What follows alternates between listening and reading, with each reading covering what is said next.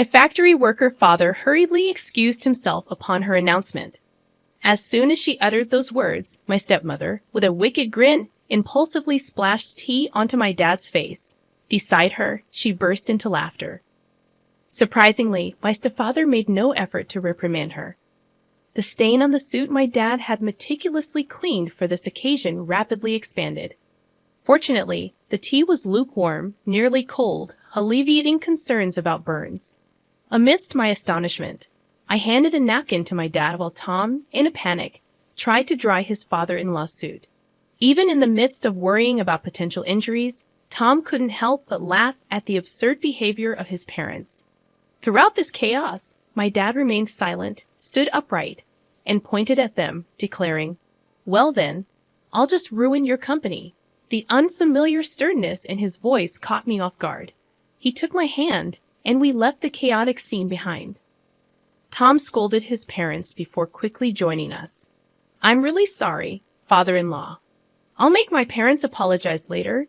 He apologized, but my dad, with a grave tone, reassured him, "No need.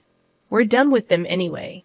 He patted Tom's shoulder as we walked away from the tumultuous O'Connor household. Allow me to introduce myself. My name is Yvonne Warner, a 26-year-old office worker. Raised by my single father after losing my mother at a young age, I admired his dedication to both work and family. My father, in charge of a factory, managed to attend all my school events, even if he had to rush back to work afterward. In college, I met Tom, 2 years my senior, who was gentle, sincere, and polite. Despite his popularity, he accepted my confession, but there were concerns about his relationship with his parents, which he didn't elaborate on.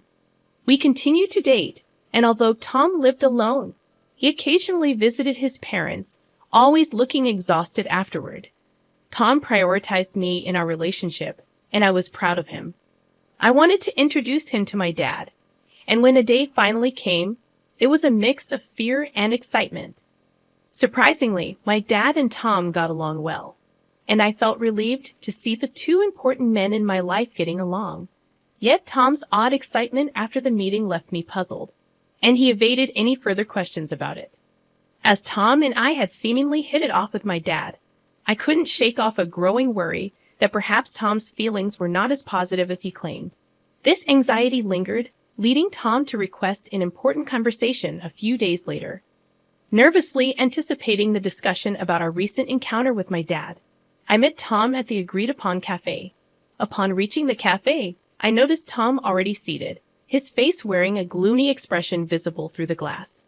Suppressing my own anxiety, I approached him with a cheerful greeting. "Tom, sorry, did you wait long?" I softly spoke as I reached him. Startled by my touch on his shoulder, Tom exclaimed, "Well, Yvonne, you scared me." After a deep breath, he continued, "I'm sorry. I didn't mean to startle you. Please, have a seat." Sitting across from Tom, I ordered from the waiter, my concern mounting as Tom's downcast expression persisted. Hoping to encourage him to share his thoughts, I spoke up, "Hey, Tom, what's bothering you so much? Is there something wrong with my dad?" Tom, taken aback by the direct question, denied any issue with my dad, stating, "Absolutely not. I respect your dad. It's just that my. He trailed off, avoiding eye contact. Sensing the need to delve deeper, I sighed and pressed him. "If you're worried about something, I want to know what's on your mind." Tom took a deep breath, as if preparing himself, and began to disclose a shocking revelation. According to him, his parents were judgmental and lacked class, constantly interfering in his life. When he introduced a girlfriend, his parents would criticize her on the spot, leading to tearful breakups. Tom desired to marry me but was troubled by the prospect of involving his parents in our marriage. Assuring him that we didn't have to include them in our union, I suggested enduring their presence during the wedding formalities. Reminding him that my dad liked him, I thought the matter was settled, but Tom had more to share. He revealed that when he met my dad, he was surprised by the stark contrast to his own parents. Expressing a desire to become the son of such a great man, Tom shared his dilemma about marriage. While he was pleased that my dad liked him, He couldn't decide whether his parents should also become his in-laws. Tom brightened momentarily but sighed deeply afterward. In a moment of realization, Tom looked up and apologized. He proposed a unique solution. When we meet his parents for our marriage, could my dad come along? Tom hoped that the presence of someone so respectable might eventually influence his parents positively. I agreed to discuss it with my dad, but I couldn't help expressing my wish that Tom had approached the conversation differently. Understanding his misstep, Tom quickly apologized and then, with newfound determination, formally proposed marriage to me. Swiftly deciding to discuss the matter with my father, who was initially hesitant, I approached him with Tom when he formally asked for my hand in marriage. After obtaining my father's agreement, Tom and I arranged a date to meet his parents. On the appointed day, dressed in our best attire, we stood at the front door of Tom's family home, preparing to meet his parents for the first time. Given the unsettling stories I had heard about Tom's parents, my nerves were understandably on edge. My father, attempting to lighten the mood, encouraged us not to be too tense, assuring that Tom's parents were just overly concerned. His supportive pat on the back eased my anxiety slightly. When Tom rang the doorbell, there was no response, causing a momentary panic. Tom rang again, but still, there was silence. Not wanting to create a bad impression, Tom excused himself and entered the house first, leaving my father and me exchanging concerned glances. After what seemed like an eternity, Tom reappeared, looking flustered. Before I could inquire about the delay, he made excuses with a forced smile, promising us they would be ready soon. My father sighed in exasperation, and I couldn't shake the growing worry that this incident might jeopardize our wedding plans. Finally, Tom ushered us inside, where his parents awaited us. However, their demeanor was peculiar. His mother greeted us with a sly grin, while his father seemed disinterested, looking away. Despite the tense atmosphere, I decided to proceed with the introductions. Tom, regaining composure, introduced both my parents and me.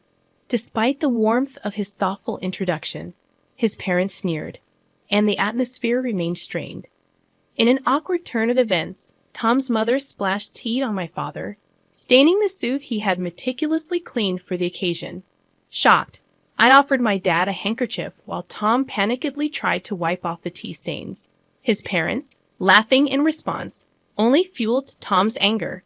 My father, standing up, pointed at them and declared, "Then I'll ruin your company," a tone and statement I had never heard from him before. Taking my hand, he left the house, leaving Tom's parents in the wake of Tom's scolding. Returning to our house with Tom, my father changed clothes, and Tom earnestly apologized for the incident. I could hear my dad's troubled voice during their conversation. Although I was shocked by Tom's parents' actions, I knew they wouldn't be easy to get along with. Seated on the living room sofa, clenching my fists, I replayed the event in my mind, seething at the insult directed at my dad. When my dad and Tom finished changing, Tom immediately apologized to me, almost bowing down, expressing regret for not anticipating such behavior from his parents. His sincerity was evident, and he didn't even ask for forgiveness. Feeling the need to apologize as well, I took Tom's hand as he kneeled on the floor, expressing my regret for suggesting the meeting without fully understanding the situation. Unexpectedly, the situation took a serious turn, and I felt compelled to apologize to my father for the unintended consequences of my thoughtless suggestion. His troubled expression and shrugged shoulders conveyed the difficulty in addressing the situation. Determined to understand the gravity of my dad's threat, I sought clarification. "Dad, was what you said true? Are you really going to ruin their company?" To my question, my dad glanced at Tom and nodded firmly, affirming his intent. My father, the CEO of a renowned local enterprise, revealed that their business was already struggling. As the factory manager and CEO, he had started as a worker in the very factory, sacrificing his dream of becoming a painter to raise me alone after my mother's passing. He worked tirelessly and climbed the corporate ladder through several promotions. Eventually, he took over as the CEO when the former CEO retired. During our recent visit to Tom's family home, we discovered that one of the subsidiaries managed by Tom's father, my father-in-law, belonged to my dad's company. Unfortunately, Tom's parents' prejudices and Tom's mother's premature actions prevented this from being clarified, leading to the present situation. My father explained that his company faced management difficulties, contemplating downsizing without resorting to layoffs. Regret was evident in his words as he considered the impact on his employees. After Tom's serious conversation with my father, he proposed closing down the subsidiary where Tom's parents worked. Concerned about the consequences for Tom's parents, my father questioned if Tom was okay with it. Tom, resolute and having cut ties with his parents, expressed a desire for them to reflect on their actions. Despite the difficulty, he requested permission to get engaged with me. Moved by Tom's earnestness, I also pleaded with my father to allow our engagement. My father, crossing his arms, pondered Tom's words. Despite the recent incident, he eventually gave his approval, setting a condition related to Tom's parents being company executives. My father demanded to know Tom's plan for the employees and made it clear that our marriage would be off if Tom couldn't handle this responsibly. A few days later, Tom presented a plan to my father for his father's company's employees. He had arranged a meeting with my father to discuss possible job placements for all the employees. Tom showed genuine concern for their transition and offered to work for free until they were settled and producing results. He expressed his eagerness to compensate for any shortcomings with his work and salary, and once settled, to re-engage with me. Tom, demonstrating his earnestness, saw himself as partly responsible for his company's collapse and wished to be a positive force in the situation. Upon returning home, I discovered that our marriage would be delayed due to an unavoidable circumstance. When I greeted my father, he expressed, "Welcome back, Ivan. You heard right. I'm sorry for deciding such an important thing on my own, but I thought it wouldn't be fair if I were the only one happy." While he apologized, I seized the opportunity to propose working in the company with Tom, offering to work for free. I insisted that my father should accept Tom's proposal. Despite Tom's attempts to dissuade me, I desperately begged my father, who initially remained silent. After repeated pleas, he uncrossed his arms and quietly nodded. Meanwhile, Tom's parents had yet to apologize. My father seemed to have been waiting for them, but the time had passed. He began preparations to take over Tom's father's company. Time passed, and the day arrived when the company collapsed. Tom's parents summoned us to their home, where a crowd of former employees protested the company's closure. They accused us of being the root of all evil and blamed me for seducing Tom and ingratiating myself with my father. Despite the accusations, Tom attempted to calm the former employees, explaining the situation and offering new job placements. Ignoring his parents' outbursts, Tom apologized for the inconvenience caused and promised to work with dedication. The former employees, reassured by Tom's efforts, began leaving, relieved and grateful. As they departed, my father promised to inform them of the details later. In the aftermath, Tom's parents continued to fuss about their predicament. Tom sighed in exasperation at their blame shifting, expressing concern about losing their house used as collateral. Despite their pleas, Tom's parents were met with indifference as the former employees had already heard the truth from Tom and disregarded the parents' desperate appeals. My father also ignored their words, and the former employees left relieved, leaving Tom's parents to confront the consequences of their actions. "I don't care what you think. You got what you deserved, so it can't be helped. Why don't you learn a little remorse?" My father reprimanded Tom's parents, who seemed oblivious to our scolding. Unable to bear their persistence any longer, I finally lost my patience. "Haven't you just caused trouble for Tom all this time, boasting about being business owners and only caring about titles? Isn't that why this happened?" My words left his parents speechless, seemingly ready to retort, but halted by my father's decisive intervention. He made it clear that he wouldn't allow them to speak further. A business owner is supposed to take responsibility. You should at least complete your final task properly. Left without a response, Tom's parents were scolded collectively and could say nothing more. Leaving them behind, we left the scene. And eventually, Tom's parents lost everything: the company, the house, and the land. They never provided any guarantees to the former employees and evaded responsibility. After losing everything, they reached out to Tom for help. But having cut ties with them, Tom coldly turned them away. Now, they were probably in jail, and we heard nothing from them since. Even if they got out, they still had a debt to the former employees, so the situation remained dire. Afterward, Tom and I quit our jobs and joined my father's company. Living off our savings in the first month, we worked for free as promised. One day, we encountered a former employee of Tom's parents' company at work.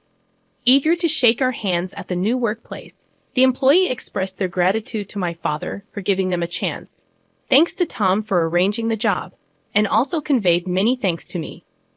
Despite not remembering the specific incident, I had apparently helped that person carry materials. After expressing immense gratitude, the former employee left, expressing a desire to keep working hard. Feeling somewhat redeemed by his words, we hurried to my father's office, where he warmly welcomed us. Handing us several thick envelopes, he explained, "It's your salaries for the past months." It ended up being multiple envelopes because it couldn't all fit into one. We were stunned, unable to swallow the situation, but my father continued, "Your hard work revitalized the team. They constantly expressed their gratitude and concern for you. I couldn't possibly leave such excellent employees unpaid, and our performance has improved significantly. Thank you truly." Hearing this, we hugged each other and cried, moved by the concern shown for us. My father then added something even more wonderful. "Tom, I'm impressed with your leadership. If you're okay with my daughter, would you marry her?" Overjoyed, Tom replied tearfully, bowing to me and my father. I hugged Tom, crying alongside him. And so we got married.